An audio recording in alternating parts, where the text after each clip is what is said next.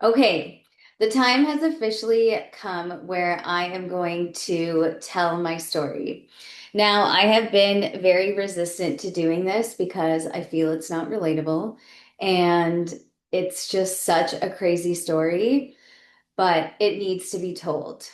So, I'm just going to jump right in and we're going to go back to little Taylor when she was born.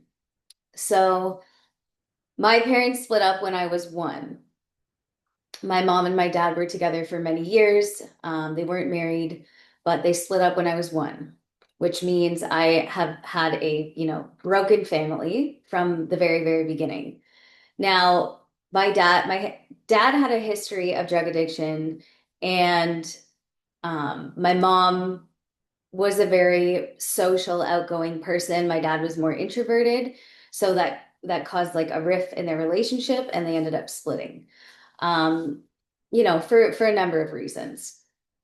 So basically, that is how it all started. And then, um, so I was mostly raised by my mom. There's three of us. I have two other sisters. I'm the youngest. And we basically I lived with my mom, but we moved around a lot. She was a single mother of three. My oldest sister moved out in high school with her boyfriend. So she moved out, right away and just started creating a different life for herself. And then, so it was me and my middle sister, she's 3 years older than me, that were mostly raised by my mom. And my mom always worked very hard. She always had, multiple jobs. She was a hairdresser and she would also work as bartender. And then my dad just kind of after they split, he fell into his own little dark pit that he has never really fully been able to get himself out of. Um, so he's just basically worked, minimum wage jobs for most of his life and hasn't really created much for himself. And he's still the same way. But I love him as he is. And I love my mother as she is as well. So, um, yeah, we moved around a lot. My mom had, different partners that she was with. Some were abusive, physically, emotionally. She was cheated on. So I watched her have a lot of turbulent relationships with men. She was out a lot. She played a lot of sports. She was very much in her masculine energy. Um, she was like a tomboy, working a lot, working hard, but she did the best that she could. Um, moving along, moving along. So, because of this tumultuous upbringing of going back and forth between my dad and my mom and staying at my grandparents' house and not having very much money at all. So, having to just work with what I was given, kind of left me to my own devices because my mom was always out working. My dad wasn't really there at all. No one was really giving me any good guidance or direction. My mom basically was just like, get a couple jobs, save up your money and buy a house. By the time you're 25, you'll be set. And I was like, I don't like that. I don't want to live here in this small town. I don't like that. I don't like the idea of that. That just doesn't speak to me. So, um, basically, I started drinking when I was like 12 years old. This is when I started beginning to I don't think I could handle the pain of this reality. I was like, this is awful for me. So I started escaping this reality, right? And it's so normalized in our society that, drinking is just normal, going out and partying is normal. So, of course, it was normalized in my family too. So, obviously, I just took on those qualities. And then, I started doing drugs when I was 14. I just partied a lot. I was hanging out with a lot. I had an older sister who was 3 years older than me. So I was hanging out with, her friends a lot. I was just going to parties that had kids that were like 4 years older than me when I was very, very young, like 14. So I was hanging out with, older people, doing drugs, partying, and then, all through high school, basically I was always attracted to really toxic men because I thought that's what was normal. And I also had this like idea that maybe I could fix them. You know what I mean? I had that like healer quality of like, oh, maybe I can fix this person or bring more light into this person's life. Um, so I would attract that type of person, and then of course it would backfire on me eventually. And I went through the journey of school. I always had good grades, was always very smart. And I chose to actually go to university. And um, I didn't want to follow the footsteps of whoever else, whatever anyone else is doing in my family. There's not a lot of, not many people went to school and got decent careers. Some of them did. But yeah, it's just not the most prosperous bloodline. So I was like, no, I'm going to go to university because that just is a big dream for mine. I want a big dream of mine. I want to have a big, successful career. I want to make it in this world. So what I did was I had very big dreams. I was like, I'm going to go to the University of British Columbia in Canada, and I'm just going to go live this out regardless, with basically no support. I'm going to make this happen on my own. At the time, I had a boyfriend who lived out west, and rest in peace, he's passed away now.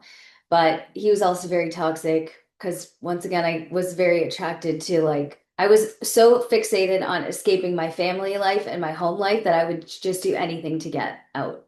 I would do anything to get out of what I was born into. There were times where I just cut off my parents. I wouldn't talk to them. I moved out west. I tried to make things work. They didn't work out. Everything happens for a reason. I moved back home and went to college. I lived with, a bunch of my friends in college in London, Ontario. And then after college, I got a job, but it really just wasn't satisfying me. So I moved back out west, worked for a while, got back together with that same person.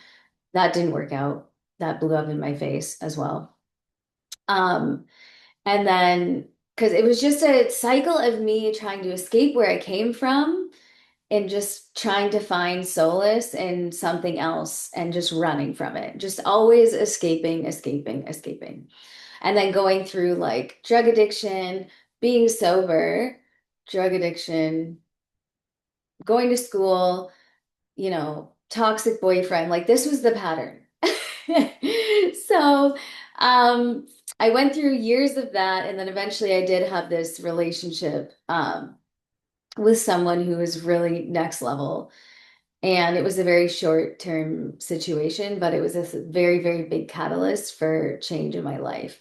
Um, it was an awful experience, and it was not one that I believed I deserved, but at soul level, it's something that I chose in order to kick me onto a different path. So after this very extremely traumatizing relationship, I decided to go back to university around the age of 24.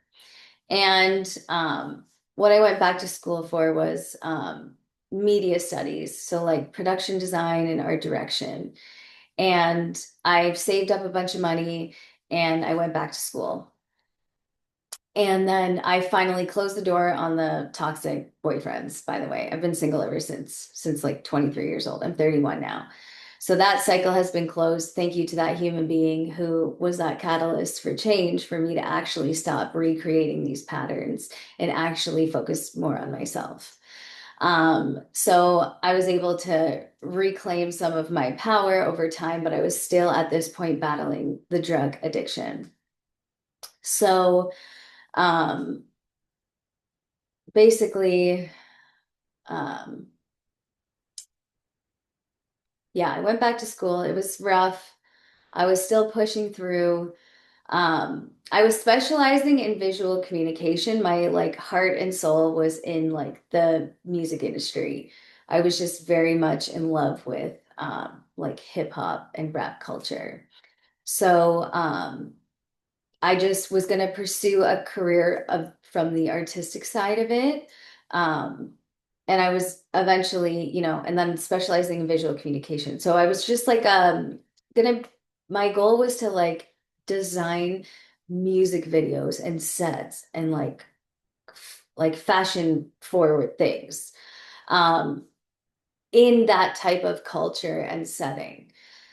And I was just going to basically have my own design studio, and then people were going to come to me. We were going to execute, right, with like a team.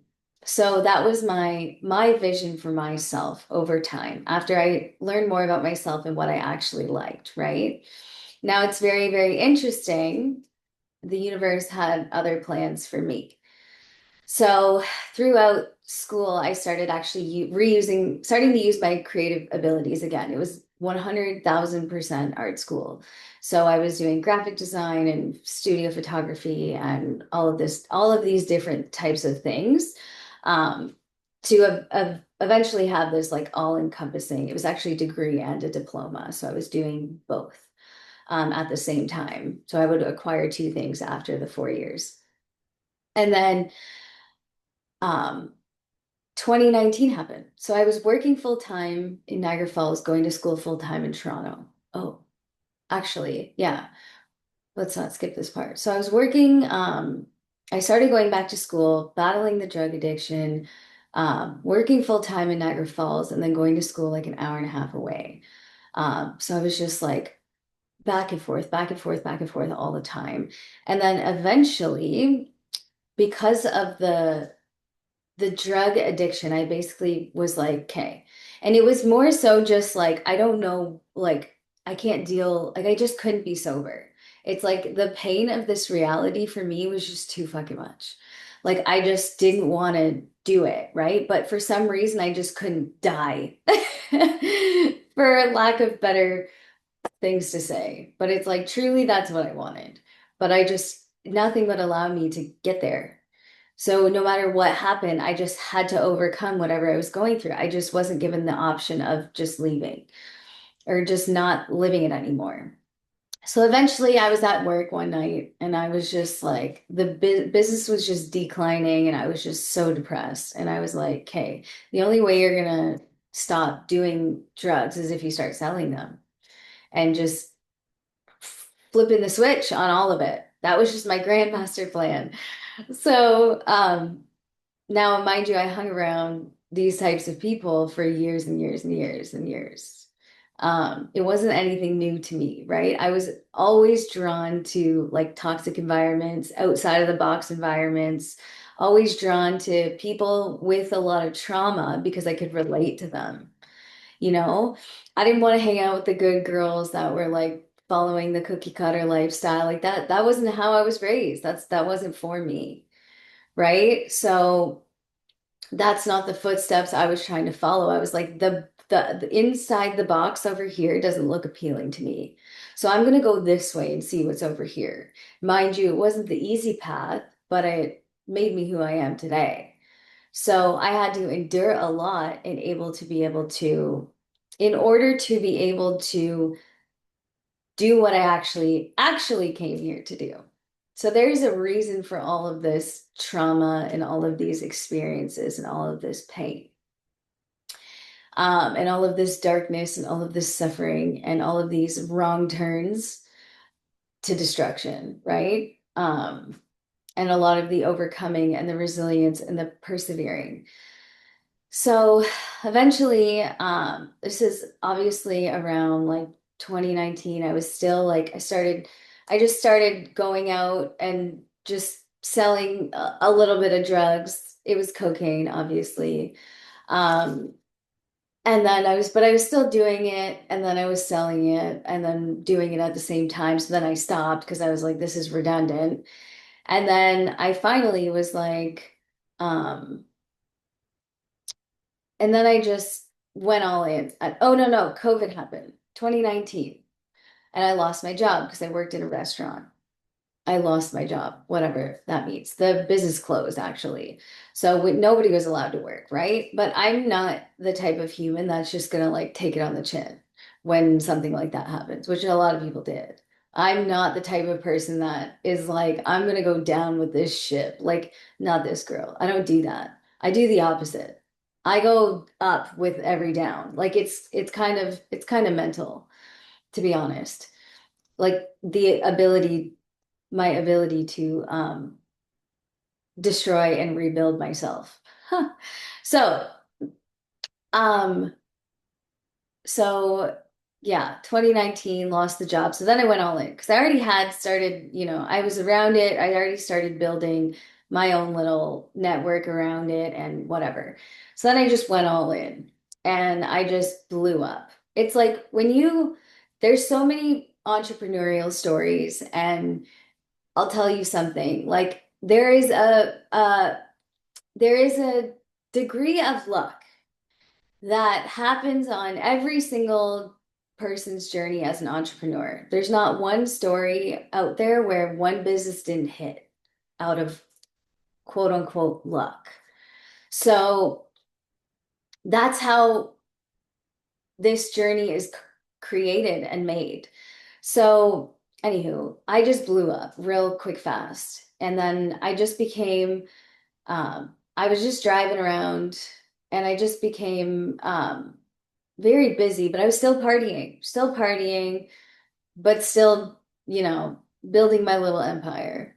Nobody really knew, but at the same time, like a lot of people from where I grew up were my customers. Like there's a chance if you grew up in the Niagara region, somebody you knew was my customer. So, um, yeah.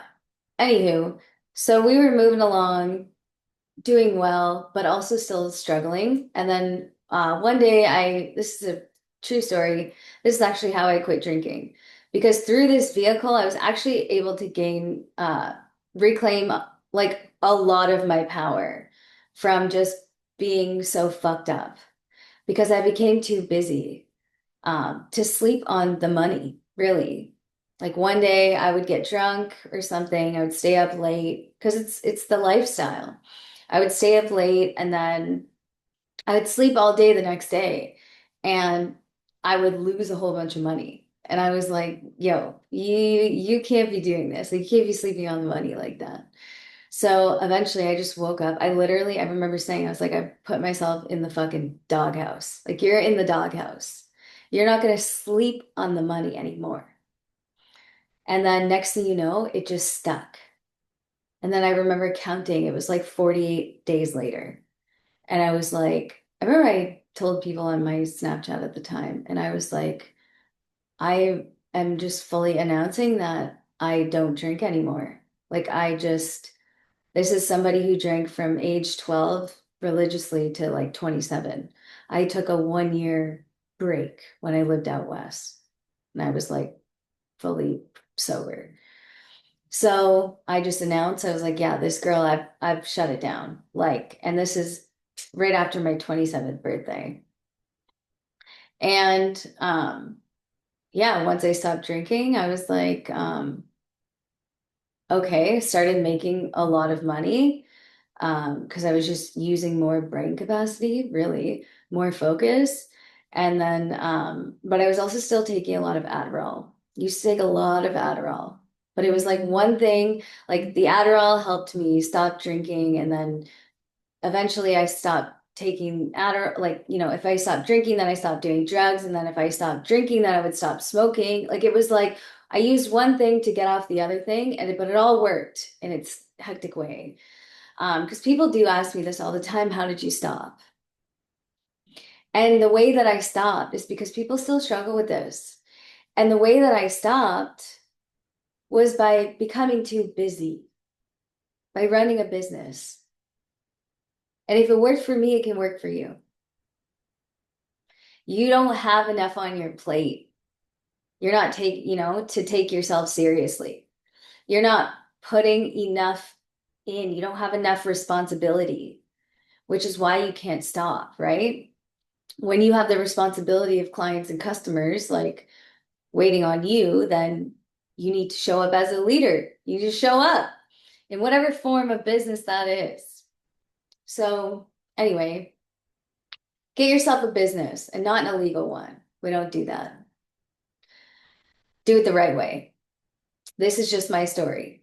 It's not yours. So eventually, I was able to, I threw one thing out after the other. I quit smoking by vaping and then I stopped vaping like it was, a succession of things. And then I was still taking Adderall though because I was still in school and I was still selling drugs. And then this is where things get very interesting because when I was on the road all the time, a lot, I was very much with myself and I was very focused. And I started cutting everybody off because I just got too busy and then I took my work very seriously. So I basically was like, I had, one, two, or three connections that I would work with, suppliers, and then I would only really meet with them, and then I would just stay on my grind. And then like super low key about it. And then now all of a sudden I kind of just started having like it's interesting because I was pursuing visual communication, which I started learning in school about fake news and the simulation and simulated realities and all of this interesting stuff because I was studying the media, which is very clever of my higher self. This is very clever of the universe to guide me in this way. Um, and also using my creative abilities. This is how I started learning and understanding, my own manifestation abilities. I was like, how come I say one thing? I was like, oh, the only way you're going to be able to quit doing drugs is if you start selling them. Well, that happened. Every like 2 years, I would have a monumental change from a decision I put in place. And I was like, I don't understand how come everything that I say just comes true. It just happens. This is how I started understanding myself as a creator, as my ability to manifest. So I eventually I discovered this, I was still working like on the road, building my business, and then not, you know, whatever, slow and steady. And then I met someone. And so this is like after 2019. Um, after my 27th birthday, I quit drinking like, 40, a month and a half later. Sorry, I'm trying to like, this is lifetimes ago. And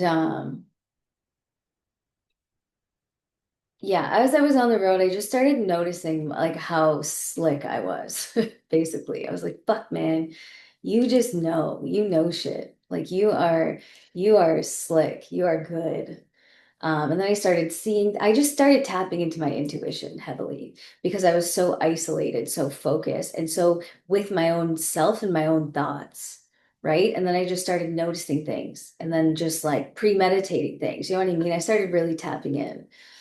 Because you got to be like on your game. You got to be on your game if you're like successful at it, not just like one, two. I was like moving. So, um, yeah, and then eventually I came across this plug. Plug is a supplier, if you will. And um, that person changed my life. The minute I met this person, I was like, you and me, we're the same. I was like, you have some tunnel vision that I see in myself. It's like I see you in me, and you're gonna change my life just because the way you move. And so, sure enough, like I intuitively knew right away, I was like, this person is different, and this person is gonna change my life because he was just an example of how I wanted to be business wise, not morally and values wise, business wise. It's just like you're moving correct and you've been getting away with this for so long. Just something's on your side. You know what I mean? So anyway, I met that person, and then I started working with this person very closely. I saw that this is like the first time I really had like a mentor, and I was like picking his brain about business and about, how do you do this? What do you do? I picked his brain. Every single time he came to my house, I was like, "Okay, what's, asking questions. Asking a good entrepreneur asks good questions." So I did that, and then I developed some really good structure in my business, and he was able to, he gave me, he was like, "Here, take more, do better." And I was like, "Great." And then I started like doing really big numbers. And I took all of his advice and I just put myself inside his brain, and I was like, "Go," I was like, "Yeah." There's just some different type of energy moving here. Um, and then yeah, and then all of a sudden so what this person was actually, which I didn't really understand what this concept was at all before until it happened, but this person was a very strong soul mirror. So this person was almost like an exact replica mirror of my soul in male form. And that's why there were so many similarities between the two of us. He even said it himself. He's like, "You are exactly like me." And I was like, "I see me in you." You know what I mean? And what they call this at soul level is a twin flame. Now, there's stuff out in the media about twin flames and this and that, but a twin flame is gonna spiritually awaken you. Usually the female gets awakened, or the feminine energy. And I mean, it comes in different forms. You can have a twin flame activation if you're a lesbian and it's two women, whatever. This is an energetic shift. So basically, the way my soul, this is predetermined that I was going to have a very, very big spiritual awakening at this time, but it took for me to actually quit drinking. So I made the decision myself to quit drinking. And then that was the beginning of my awakening. It all happened very fast. I quit drinking, and then within 3 months, I was fully awakened, which means, so the way we designed it, me and this person, this twin flame, at was that at soul level, like every time he came to my house, I would activate more.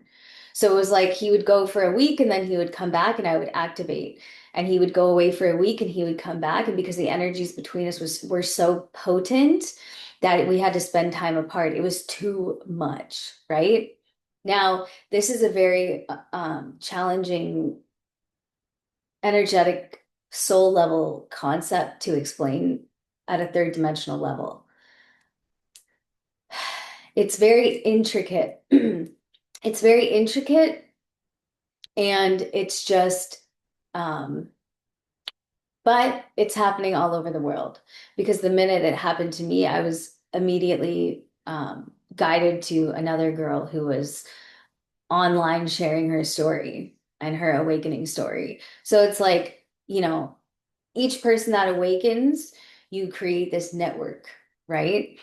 Of light workers, who are connected into the higher dimensional realms. And we lead the way by being the people who go first. So anyway, when I say this person would come and I would get activated, it just meant that I started uh, a Kundalini awakening is there's like this serpent energy that's coiled at the base of your spine.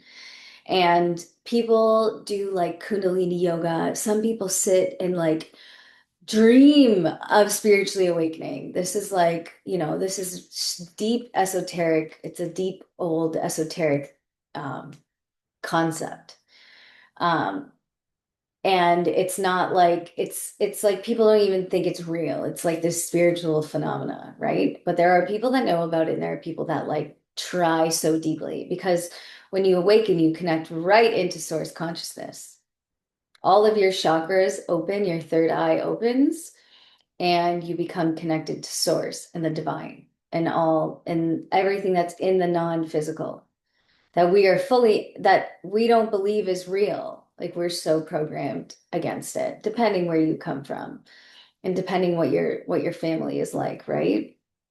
Um, so basically, yeah, every time this person would come back to my house, I would like clear a chakra. It starts with the root chakra. I had all this pain in my lower back. And I remember having a girl like I was on the road and I would like come home and she would like step on my back. I remember just this pain in my lower back. And then over time it was like um I cleared that chakra, right? And each time you clear a chakra, it's like deep, deep purging, like emotional purging, like you're crying and crying. And then I cleared my sacral chakra, which is like your, you know, if you have blocks in your energy centers, right? It's like pent up energy and it manifests as disease in other areas of your body. So I was just clearing all of this like ancestral trauma. Like I came here to specifically fulfill this entire mission. So I chose to heal a ton of ancestral trauma in my bloodline so that the generations after me could, you know, be more awakened, right? We're going back to our awakened, connected to source state, not our like um not the matrix. The way this system is designed is that we are just disconnected from our soul. So, and then you end up like who I was, right? That's somebody who is, I was smart, but I was, my trauma was running the show, right? And that's usually how most people are. So, yeah. So then eventually, and then I could remember clearing, like I would have a conversation with this person in my house, and then he would leave, and then all of a sudden I would have like a huge purging. Like it was so incredibly fucked to go through this and fully in isolation and not being able to have anyone to talk about it with. And then I just kept it kept going. It was like I would feel like energy would clear in this part of my body. And then all of a sudden my heart like chakra open and then my throat. And then all of a sudden my third eye like opened. And that's when I started communicating with spirit. And it freaked me the fuck out. I'm just going to be honest with you. It freaked me out to no end because what they were, all of a sudden, it's like, I'm like in school, I'm making the most money I've ever made in my life. I'm getting the best grades I've ever gotten because I'm finally sober and I can do things properly, you know? Like my life was literally peaking. And then all of a sudden, it was like this massive, massive awakening and like full on soul purification. It was like purging lifetimes of trauma out of my vessel. And that looks like, you know, crying in absolute pain over and over and over again, clearing so much shit. And then also at the same time, um, seeing things, like literally seeing shit. And I was like, what the fuck is happening? And so I tried to tell my family, and they're like, where are you getting this information? I was like, I am having a twin flame activation and a spiritual, I am halfway through a spiritual awakening. I remember my mom's like, where are you getting this information? I was like, this is fucked. I told my other sister, and they're just like, I don't understand. And then, and then finally, I just freaked out because what my spirit team was showing me, and mind you, this is not something I was actively looking for. Like I was like ready to pursue my career. I was ready to go. I was like laying the foundation. We had the money. We were like, we were gonna make this shit happen. I obviously wasn't gonna continue doing what I was doing for money. It was like a very, I already had an exit plan. I was like ready to exit, boom, done, start building a business. So instead, I was having a spiritual awakening and started seeing beyond this dimension.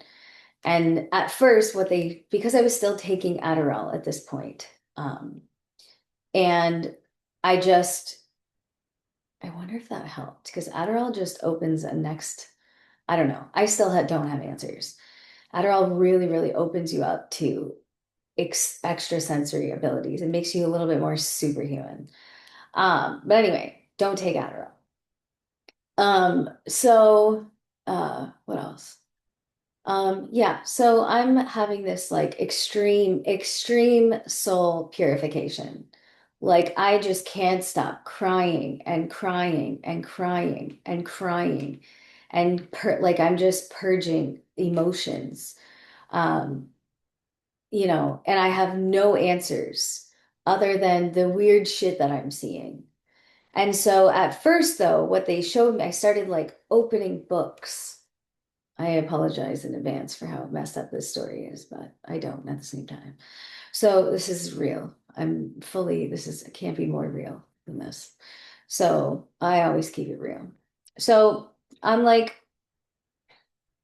opening books in my house, and there's like these faces with these huge eyes, and like I'm looking at things on things, and there's like tongues sticking out, and I'm like, what the fuck? And it's like now I understand in retrospect, they're like showing me my own demons. Like when you take the drugs, you're a demon, basically. Like this is what you look like.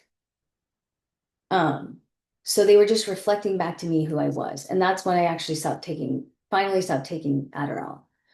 I took it one more time, actually. Actually, no. So whatever. So once I started seeing the demonic shit, that's when I really flipped out.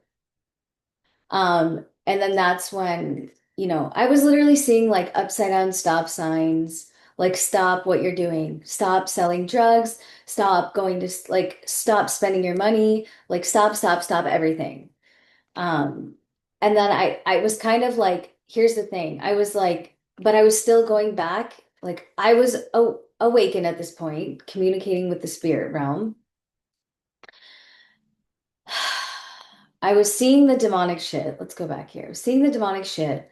And then I remember I thought I was being like plagued by evil spirits. I thought my house was like, they were just showing me the energy was strange, right? Now it was not dark energy. It was them reflecting back to me the energy that I was putting out. So I threw out all the drugs. I fucking like threw out everything in my house because I was like, this is fucked. I was just like everything. I just tripped the fuck out. And I freaked out. And I had friends at the time that were like, what the fuck? Like, they saw it happening and they were like trying to bear with me. And then eventually they just fell off, right? They were not meant to come on me in my next leg of life. But I drove home. I drove home in absolute despair, like drove back to my parents' house. And my mom and dad are not together, but living in the same house. And my sister is there too. And I just sat on the couch. I told my family, I said, I'm psychic. I'm the next person in my family to be psychic. Now, my aunt's a medium, and my grandmother was like read tea leaves, and my cousins are like into this stuff as well. It's like we have this in our bloodline on my mom's side. So it's not abnormal, but for some reason, when I said it was normal for me, nobody believed me. I literally said I'm psychic and I'm the next person in our family to be psychic. And I just bawled and bawled and bawled, and I couldn't stop crying, and I couldn't stop crying, and I couldn't turn it off. And my mom was just sitting there watching me. And I was like, I need a psychologist. Like, I don't understand what's happening. And I just, I kept trying to go in and do my schoolwork, and they were blocking, my spirit guides were like blocking me from doing my schoolwork. They were like making it almost like laughing at me, like, haha, no, like get out of here. Like I would go into my emails and the words would be weird, It's like this is not coming from humans. This is something else. So I was like, I have to stop going to school. I have to stop everything. And then eventually I cried my eyes out for like 4 days. And what actually happened during that time as well, to just add to the fuckery, is that the old, that soul, through all of that crying and purging, that soul, the old Taylor, exited this physical vessel, and a new higher vibrational soul came into this vessel. That was actually also what was happening. Um, so that so my soul is a walk-in. Like that soul had done its work here, and it was basically sent back to the light, like back to source. And then a new higher vibrational soul entered this physical vessel, and that's who I am now. But I still have the old traumatic imprints of Taylor's upbringing, right? And what I this soul does now is it heal. It's just I can't. That's why I can't eat meat. So immediately I went from like drug dealer in university to spiritually awakened, talking to spirits, um, communicating with spirits. Sorry, I don't didn't talk back to them for the longest time because I didn't know how. I didn't know how to communicate back. It was just receiving. And then and also then all of a sudden, like I just I could because the soul who entered the body was from a different dimension and much higher vibrational, I couldn't eat meat anymore. I still to this day can't eat meat. So it's like I went from a whole old, completely different person to not being able to even eat the same foods. Like I remember after I cried to my parents, it took me about like 10 days or something. And I just was super fucked, crying, crying, crying. And then all of a sudden, I just knew that I had to leave home. Like I literally cried there for days. I couldn't eat. I was just so fucked. I was trying to explain it to my parents and my family, and they're just like not even understanding how to deal with this, nor did I. So I went back home and I was like, I don't understand this. And I went back to selling drugs for a very short period of time. And I tried to explain to this person what was happening, my twin flame. Um, and he was just because he was my plug. So he was just like, what the fuck, probably like just trying to, he got scared. Even I explained it to him, he got scared. He was like, I ain't working with this girl. Right. And I was able to reel him back in. And I was just like, we were growing together. I was learning about myself through this person, right? And I was just explaining some things to him, and I was just like, this is, things are happening. And then whatever. And then eventually, I went back on the road. I was able to like, reel him back in. And then I went back on the road, but then my spirit guides were like communicating to me through people. Like all of a sudden, people started like sitting in my car, and then they would just start talking to me about how sick people are.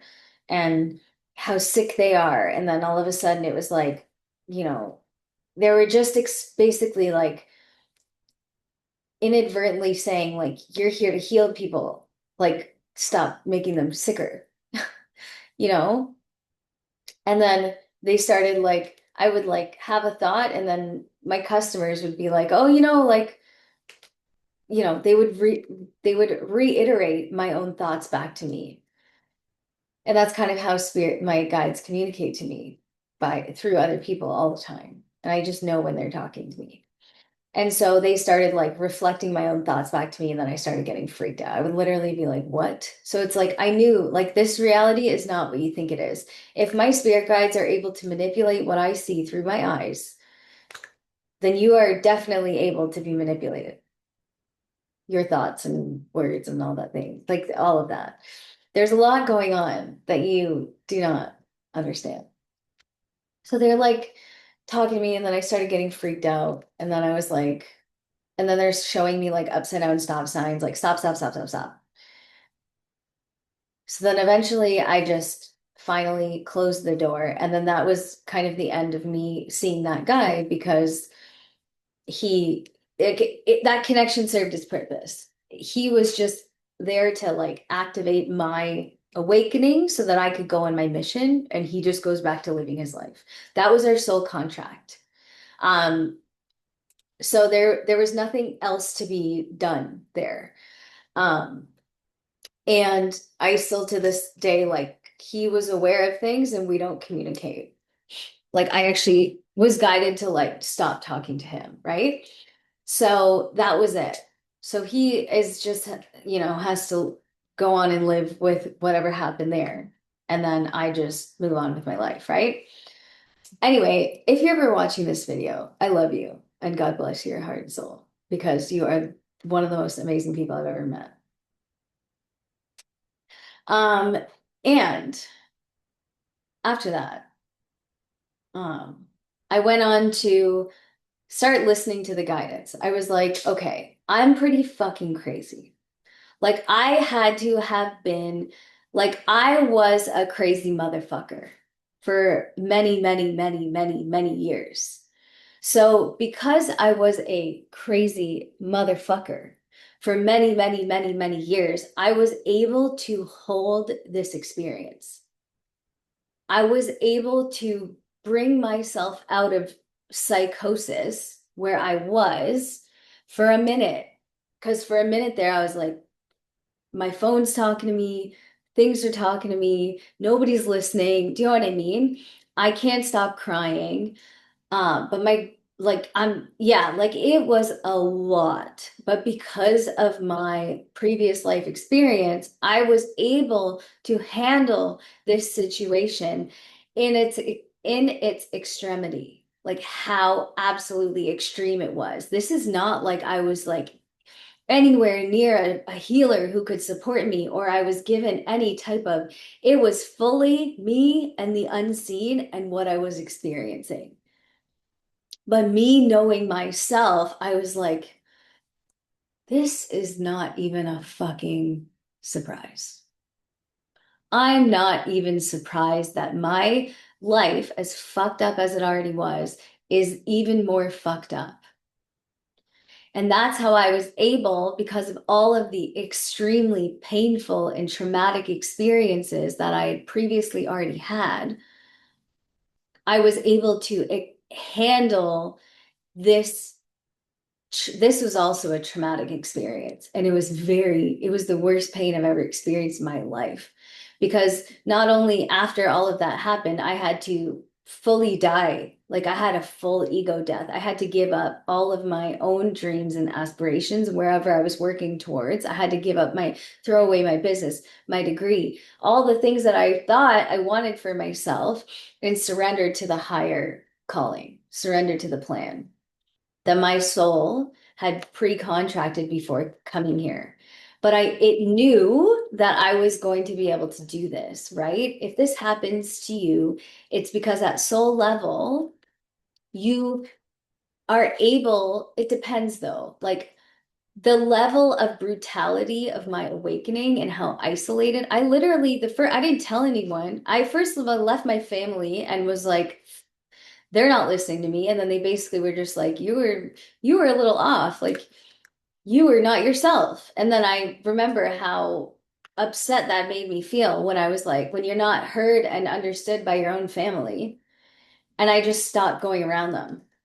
And I changed, right? I changed my lifestyle. I started working out a lot. I started changing my mindset. I had to do a lot of, and at the same time, I was like, oh, I was also guided to get a job. So I went literally turned 27, quit drinking, 3 months later, fully awakened, talking to spirit. And then in March 2021, I remember I have a picture of that upside down stop sign. I'm going to post it one day. So in March 2021, that was pretty much when I stopped selling drugs. And then by June, March, April, May, June, my spirit guides showed me on a license plate the words "get a job." And I had to go back to working for like pennies. Like I was making, 10 grand a week, and then I had to go back to making like 6 grand a month after throwing everything away and going to work a job that I absolutely despise. It was a massive, massive, massive ego death. But believe me, I've paid my dues for all of the stuff that I did in the streets or whatever, right? Believe me, I've paid for it. Um, so um basically, yeah, so then I was guided to get back to get a job. So I got the first job that I applied to. This is like back during COVID when everything started like opening up again slowly. And as I was going to that job, though, I was still like purging emotionally. Like I was like crying on the way to walking into work. I was like, there was so much pent up, like years of anger and sadness and pain, and also ancestral healing that was, I just can't, I just agreed at soul level to take on all of the pain, all of it, and to purge it out of this vessel to just free everybody. So that was what I agreed to. And I also just, I understand, right?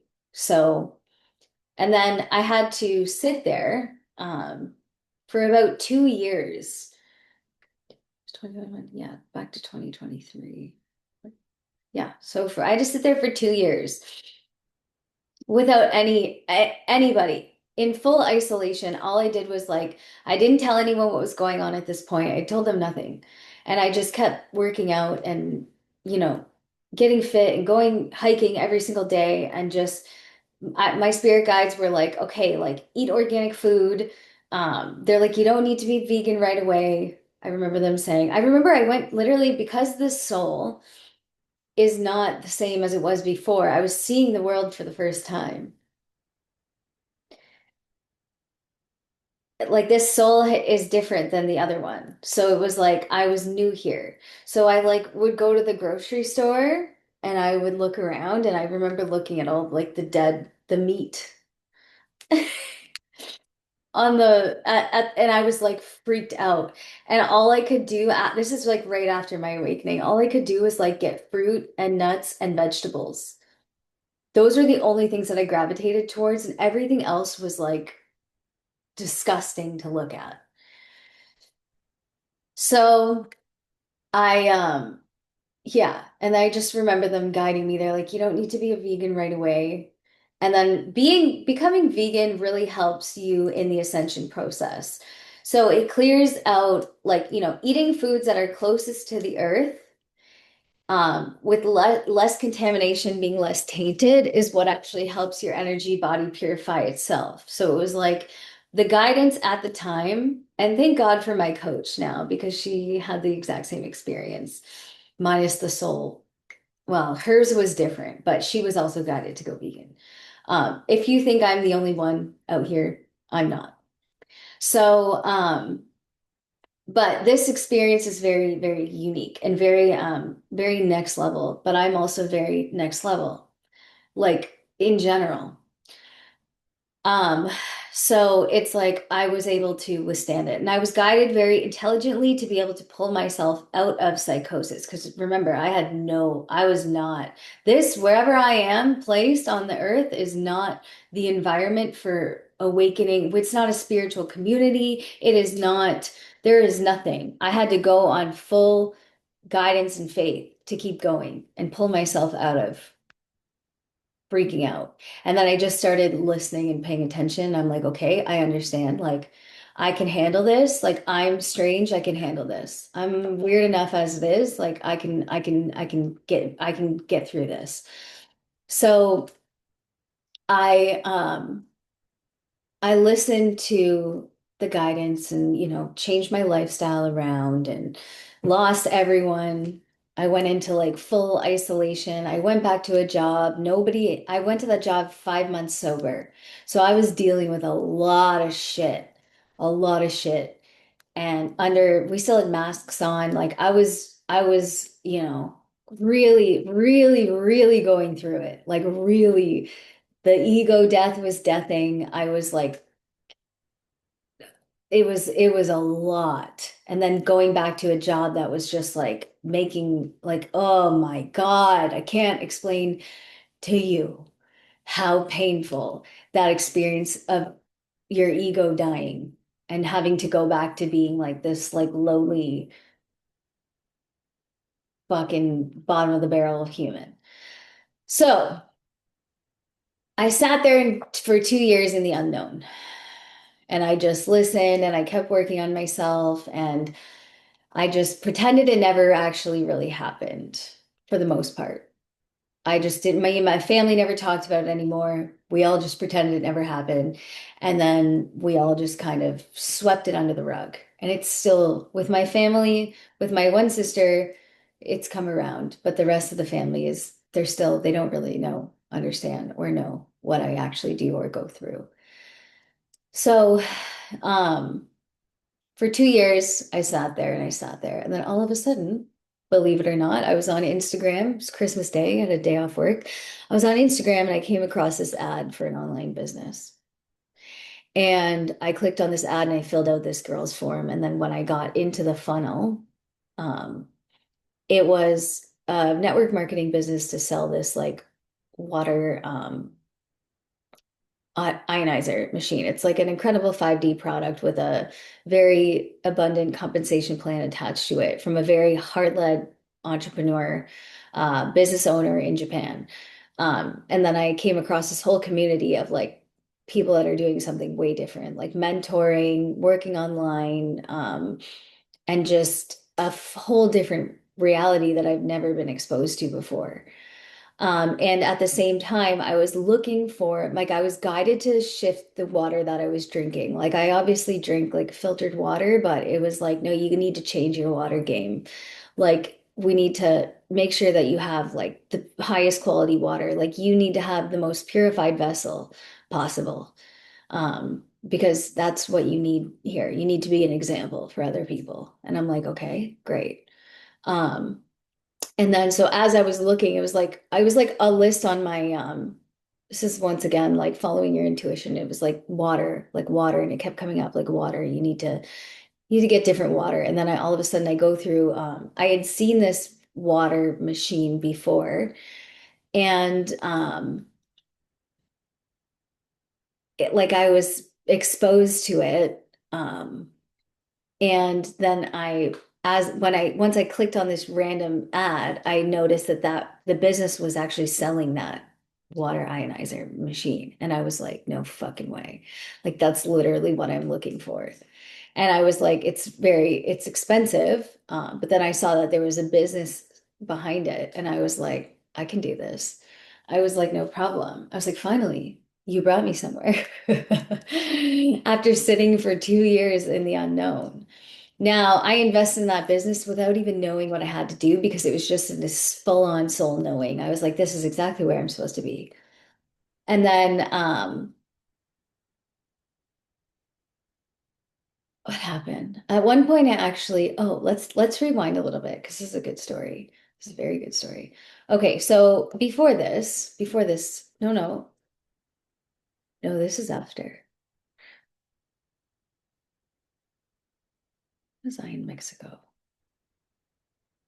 Yeah, I was in Mexico before this. So my spirit guides during COVID, during this 2 year period of me having no idea where I'm fucking going, I just get a strong intuitive nudge that I need to go to Mexico. Like I need to go to Tulum. I got to normalize this experience. I need to normalize being around other people that are spiritually awakened and connected to their soul so that I don't feel where I am in the Niagara region where it's like so dense here. It is such dark, stagnant energy. So I'm like, I got to normalize this experience. We're going to Tulum. We're going to Tulum because that's a big spiritual hub, big spiritual vortex. And obviously, me and my girlfriend had talked about it years and years and years before. And it's funny, those things always come back around. So I get this, whatever, intuitive nudge to go to Tulum, but I'm not, I don't know if I should say this on here. YouTube. Don't cancel me, YouTube. I haven't been stabbed at this point because I refused to get stabbed during the 2019 scandal. Okay. And I was like, I'm not stupid. Like this is another reason why because of how fearless and relentless and against the grain I was able to go against the grain during the entire time of 2019. I remember being on my Snapchat and being like, this is a lie motherfucking scam. The government is fucking scamming every single one of you. And so, um, and this was before my awakening. I already knew if you chose not to partake in what the government was telling you to do, then you at some levels to some degree are awakened. Just want you to know that. So, um, anywho, I still knew a couple crooked fellows, right? And all of a sudden, this is why I tell people like, stop listening, stop following the rules because they're not real. These are man-made systems and structures. My spirit guides are over here giving me, so here's what I did, and this is illegal. Do I care? No. So I had still knew a few crooked fellows, and all of us crooked fellows, we don't follow the rules. So we know how to bypass systems, and we know how to, we're not scared to do that. So I had someone reach out to me and they're like, "Hey, I can get you registered with a V passport that's registered with the Ontario government." And somehow, and I was like, I just knew that I had to do that. And I trusted because it was just somebody who just, I don't know, that person just, that was a gift from the gods, right? Spirit was like, "Hey, you want to go to Mexico? We're going to make that happen for you without stabbing yourself." Because at this point, you couldn't travel without a vaccine passport. You could not travel without a vaccine passport. Oh, I said it. Fuck. Anyway, you couldn't travel without one. So, and this girl was not about to do all that, but she knew she had to get to Mexico. So Spirit lined me up with some beautiful fellow from the streets.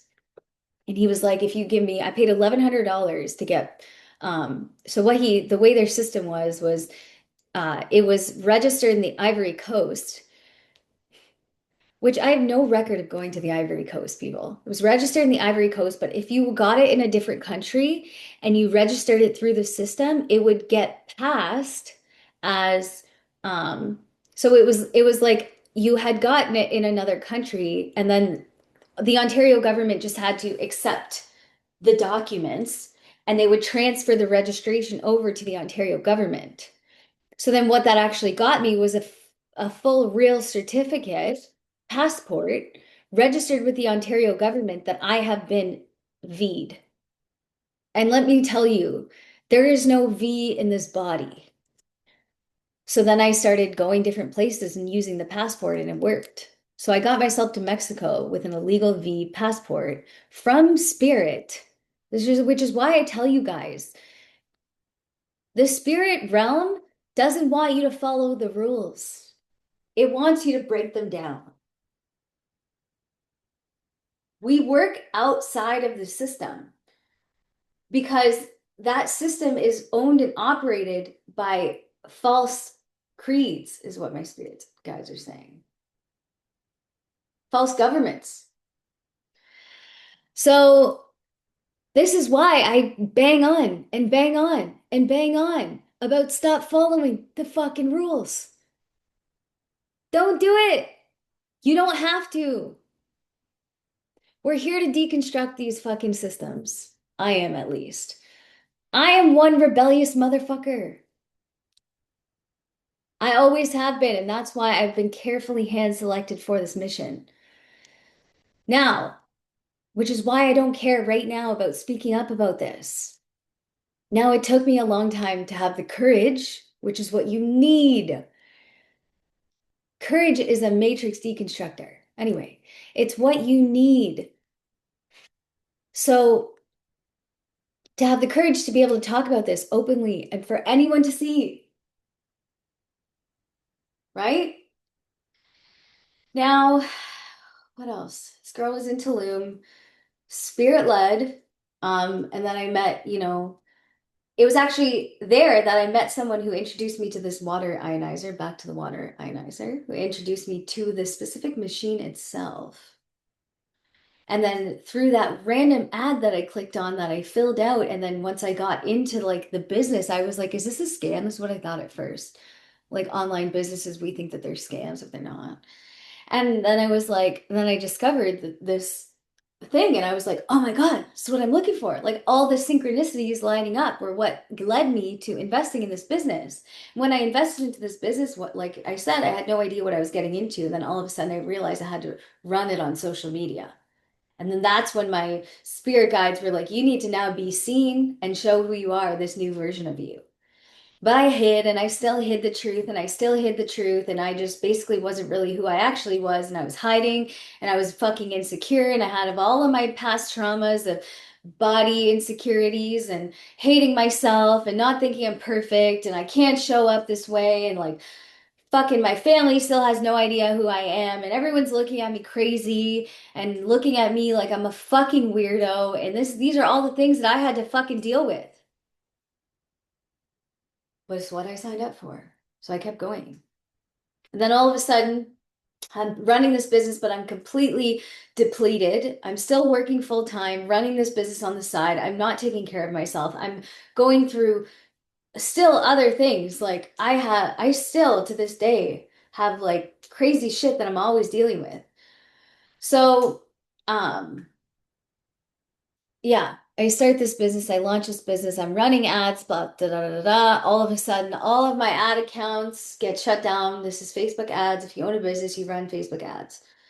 And all of a sudden I get blocked. So once again, everything I built, all the energy and effort I put into building this business for 6 months straight, boom, blocked, stopped. You can no longer operate this business. And I was like, you've got to be fucking because I'm like, I'm ready to go. We're gonna do it. But I'll be honest with you, my heart wasn't in it. I was like, finally, you let me make money again. You know what I mean? I was like, finally. So it was more like in alignment with who I had become, but it was still like I'm doing it for money, but I'm also pushing myself out of my comfort zone to let people know who I am now. But it's like none of those people in that community really vibed with me. Like I just didn't really felt like I fit in there anyway, but I was just doing it because it was what I was guided to do, and I always follow the guidance, however uncomfortable it is. So I followed the guidance and um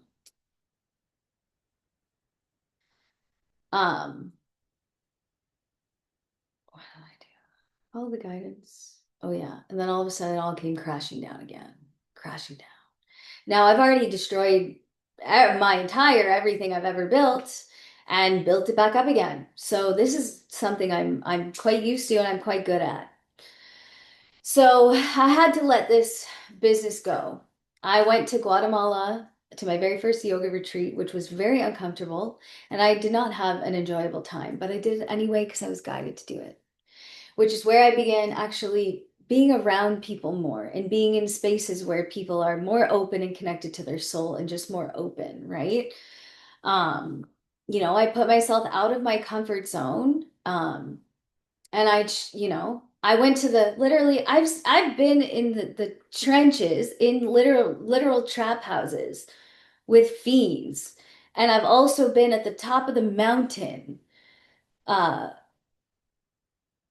where people are like singing like at kirtan. Literally, I'm like we went to a temple. I climbed up a mountain to a temple to kirtan, which is like Sunday church for hippies, right? And we've got all walks of life. They got their drums out, and there's like an open shack. It smells like shit. And in the back, I can see the volcanoes. Stunning view over Lake Atitlan is what it's called in Guatemala. And they can't figure out how a man would ever pull a gun on another man and, like hardcore, like in their feminine hippies, right? And we've got like the Indian guru lady, and then we got the lady doing Reiki in the line, and we got the drum guy. Like, I'm telling you, like, and then we got all the fucking smelly ass hippies, like, sitting there. And I remember sat there for like a good hour just like surrendering to the experience, and they're like singing and they love it, and kirtan is a thing. Kirtan's a fucking thing. My coach loves kirtan. Anyway, so I've been from the dark, and I've seen like full extreme light, right? And then eventually I left hippie corner. They're like drinking cacao and shit. And so yeah, it's nice to get perspective, right? But I'm not a fucking I'm an old wise soul, but I'm not a fucking hippie.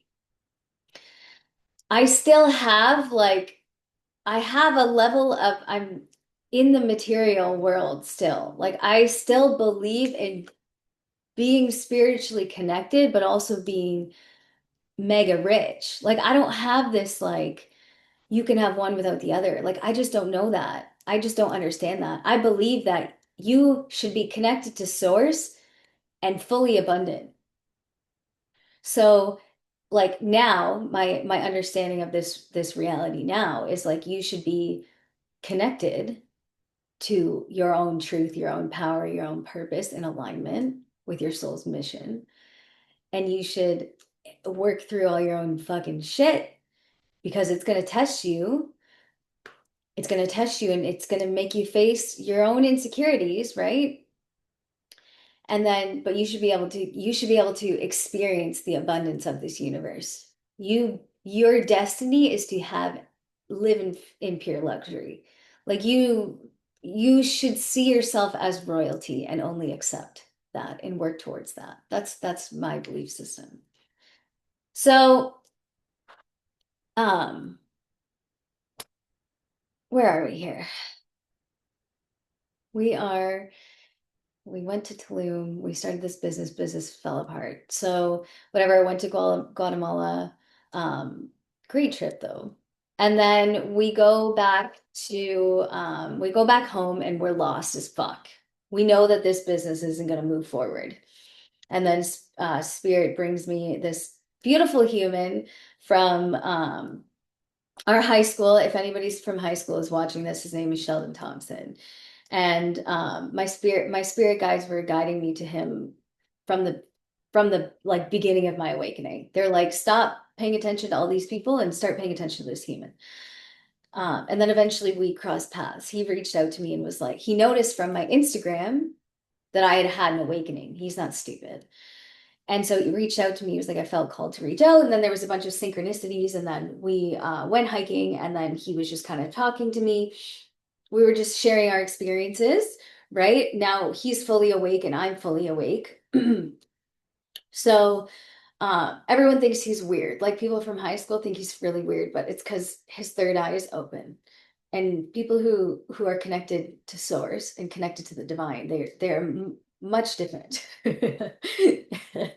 So of course the information that he puts out is not coming from this reality because we're not here to us way showers, we're not here to recreate what's already here. We're here to bring forth higher dimensional information, different ways of life and being and understanding, right? So that's why he comes up looks different because I had people from like I've reconnected from high school and they're like, he's weird. It's like you're just you're you're unconscious. But anyway, so we connected, and then eventually, finally, he's like, "You're just in your masculine energy. You got to drop into your feminine energy." And I'm like, "I don't even fucking know what that is." So then and on top of this, guys, I started losing my mobility, really. So I had an ankle injury when I was drunk in college that like put my one left ankle out of alignment. And so I was working full time on my feet, and slowly over time, my like ankles started really like degrading and degrading and degrading. And then it started affecting my other ankle, and my ankles started like collapsing. And this is basically like I had already known in Guatemala that I was gonna go back, and had an appointment to go look at a surgeon um, to fix my ankle. And then what ended up happening is that the other one started like collapsing because I was putting too much pressure on it from trying to save the other one. It was just a whole mess. So I not only did I just lose my business, but now all of a sudden I'm in extreme, excruciating pain. And I have this situation where I'm like walking is an issue. Okay. And I went through this for a full year. And then I geared up and I had, this is now I'm no longer operating any businesses and I'm right back to like pain struggleville, right back to the unknown and in excruciating pain. And like I'm talking, I'm going to work and I had one surgery and it went sideways. And then there were a lot of complications, but I was still working. I only took 3 weeks off of work, went back to work on my feet. Um, so I was like, I was, one ankle was corrected and the other one was, so I was like lopsided and limping and working full time on my feet. I'm such a savage. So anyway, we're working, we're lopsided, we're limping, and we're like by the end of my shift, I would get out of my car and I it would be like I was walking, the energy of what it felt like was me walking through the desert without water for 6 months and fully dead and malnourished and like dragging like with a broken leg, like dragging my feet to get into my house. Like that is how much pain I was in. So, whatever. We get surgery one, we wait 5 months, we get surgery two. Now I have titanium stents in my ankles. And now I'm like better, but not great. My left ankle, the one that had complications, is still fucked up. So it's not pretty. Um, but what this did was force me to once again look inward. Now I sat there over my surgery time in excruciating pain. And this is when I learned how to use my psychic abilities better because I told you up until for a while I was only receiving information. I didn't know how to communicate back. I didn't know I could do that. So then and this, my friends, was last year, by the way. And so during that time of me being off of like running a business, I was working and getting surgery, but then I started learning they started guiding me to books about like asking for help and then also like how to articulate. I also had somebody who I met within that water business who's been very, very helpful on my journey. We worked very, Spirit helped us work in conjunction very closely to help amplify our gifts and to help learn from each other. She's also very psychic, and I took her from being just like somebody who's aware that she has a couple guides to like fully awakened and understanding this reality in the way that I understand it, understanding that we're in a matrix and that it's dark, right? And now she's on her mission and she's doing her healing work, right? And then she's going to go on to be very, very, very successful. But she also lives a very painful, traumatic, she had a very painful and traumatic life. And that's the life of the light worker. That's our life. So, because in order to know one, you can't know in order to know light, you have to know dark. And in order to be able to lead other people, you have to have walked through the fire. It's just it's what you are, it's the path of a leader. So, Um, what else? So I met, yeah, so during that time she was helping me. She's a direct channel to the divine, and I'm also a direct channel to the divine, but we have a hard time like learning about our own gifts without each other, right? It's like, how do you know when you're just like, and that's when I was taught, like, listen, your thoughts are not your thoughts. Like we are working with you very closely. It's like the way they explained it is like I'm right here, and my entire spiritual team is like, you can't even see my head. This is how close they are working with me, right? So it's like when you see me, you're actually looking at like an army of angels, an army of people. Like I have an army of a team. I know that because of the brutality of my awakening and my ability to pull myself out of it. I know that how intense my awakening was, since it's not like that for everyone. It's much nicer on a lot of people that I understand the bigness of my own mission here. And the capacity of my spiritual team is large. And it's not the same for everyone. Not everyone's guides work with them the same way that mine do. But it's all relative to what you're here to do, right? So I yeah, then I learned how to like work with them instead of just receiving information. So then I started asking for things, asking for help. And this is actually this is learning your feminine energy and pulling yourself out of the masculine, like that I was strongly guided to go into my feminine energy, and that's more connected to my intuition and more relaxed and slow. It's like slow down. I literally had to slow down by way of like broken ankles, slow down, right? And start learning how to actually use your gifts and start learning how to work, co-create with your spirit guides, right? So then I learned, it's like the voice that actually is my guides and then asking them for help. So simple, guys. They can't interfere unless you ask them. There's the universal law of free will states that they can't interfere unless it's like dire need. And like they'll stop you from getting in a car accident type shit. They'll stop you from dying. But they're not gonna just work with any old buddy. It's like you gotta have clear intentions.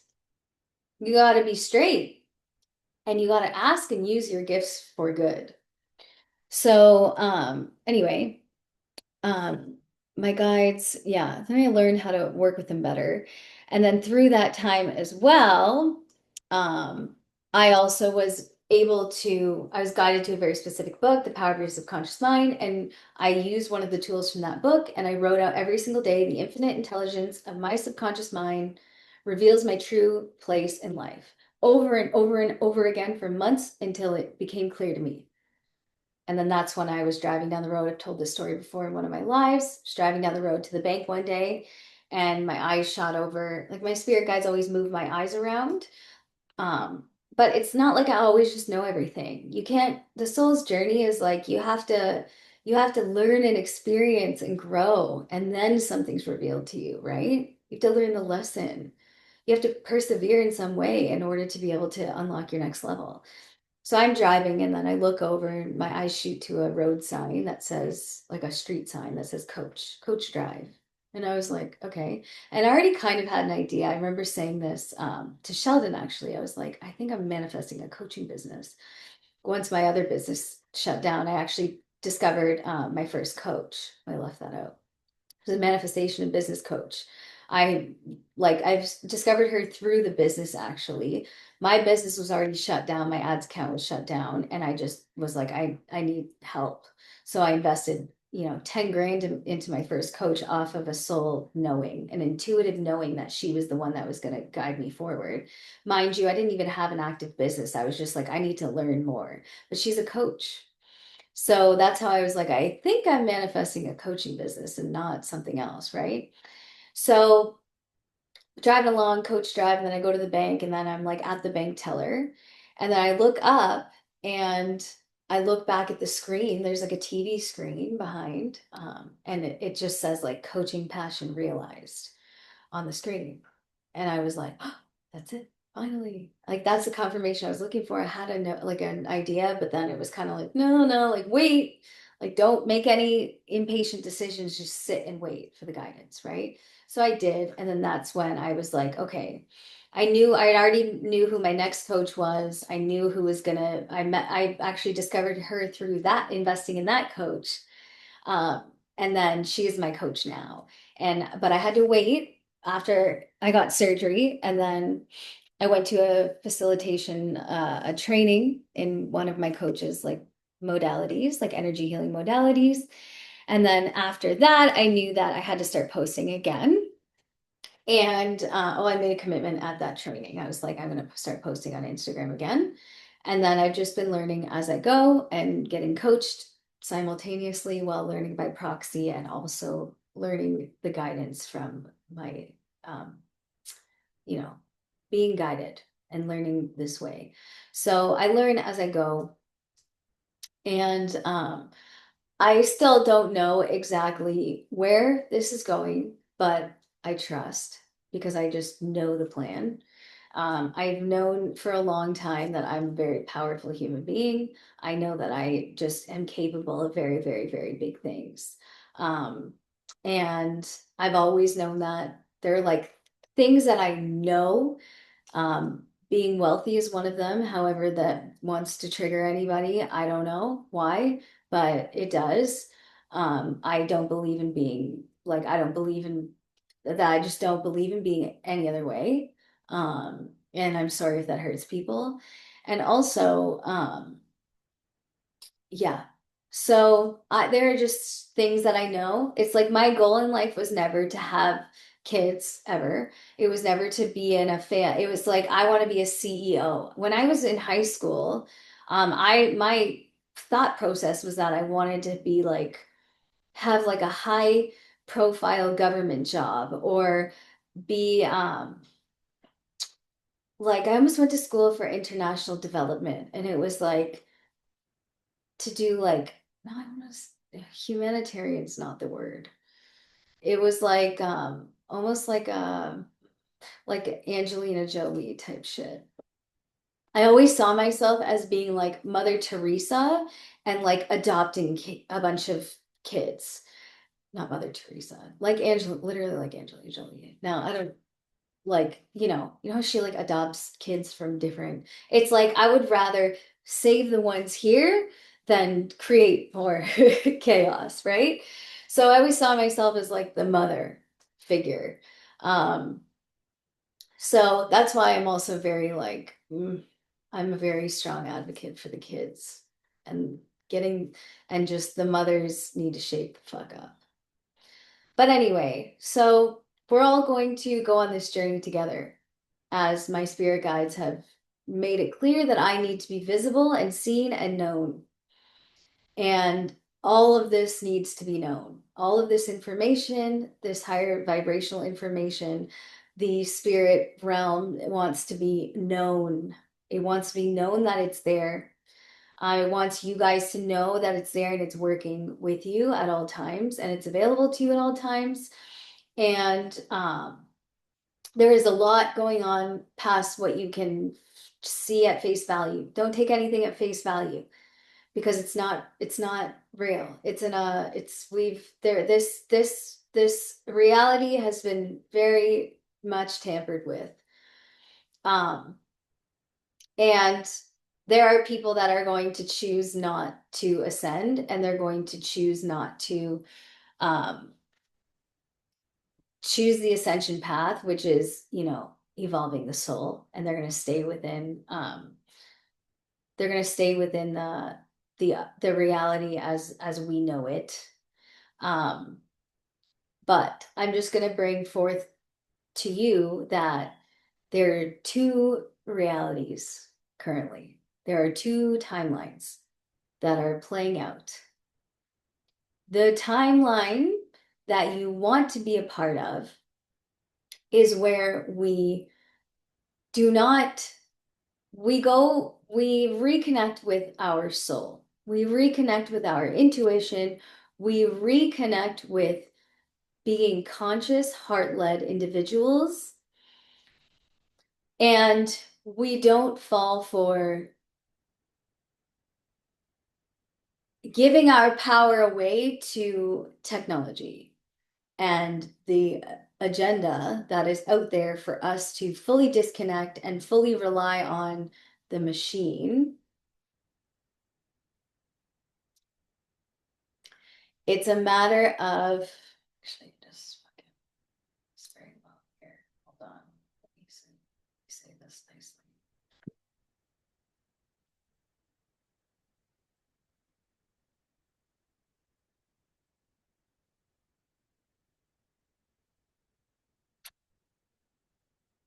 Spirit versus simulation.